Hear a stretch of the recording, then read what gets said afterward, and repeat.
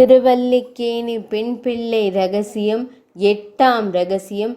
மகனை கூவி மாதவனை கண்டேனோ அம்மையார் போலே. அகண்ட காவேரி என்னுமிடத்தில் முன்னொரு காலத்தில் பெரிய பெருமாள் இடத்தில் மிகுந்த பக்தி பூண்டு வைஷ்ணவோத்தமியான அம்மையார் ஒருவர் வாழ்ந்து வந்தார். அவருக்கு ஒரு பிள்ளை உண்டு. அரங்கன் என்று பெயர். அப்பிள்ளையை அவ்வம்மையார் பசு மேய்க்கச் சொல்லி அனுப்பி நடுப்பகலில் ஓரிடத்தில் நழுவமுது கூழ் கொண்டு உண்பிப்பது வழக்கம்.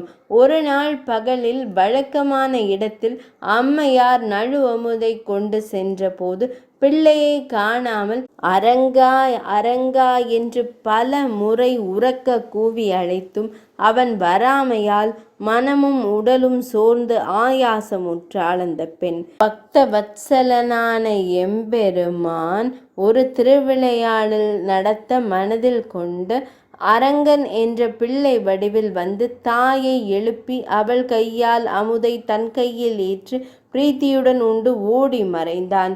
சிறிது போதுக்கெல்லாம் அவள் பிள்ளையான அரங்கன் வந்து அம்மா பசி தாங்கவில்லை, நழு அமுது கொடு என்று கேட்க தாய் கோபமுற்று இப்போதுதானே வயிறார கொடுத்தேன், என்ன விளையாடுகிறாய் என்று கடிந்து கொள்ள பிள்ளை உன்னிடம் என்றைக்காவது விளையாட்டுக்கும் நான் பொய் பேசியது உண்டா?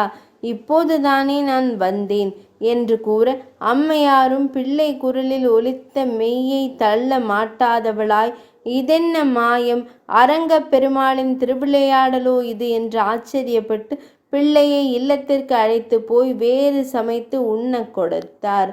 மறுநாள் உச்சி பகலில் அம்மையார் அவ்விடத்திற்கு வந்தபோது அம்மாய சிறுவன் அங்கு முன்பே காத்திருந்து அம்மையார் படைத்த நழு அமுதை ஆசையுடன் வாங்கி அமுது செய்யும் போது அம்மையார் மகன் அரங்கன் அங்கு ஓடி வந்து நிற்க தாய் கண்டு இது மாயன் செயல் என்று அறிந்து அரங்கா, இவ்வேளையை ஒரு பொருளாக மதித்து இவளது நழுவமுதையும் விரும்பி உண்பதே என்று பக்தி பரவசத்தால் வேறற்ற மரம் போல பெருமாள் திருவடியிலே விழுந்தாள்.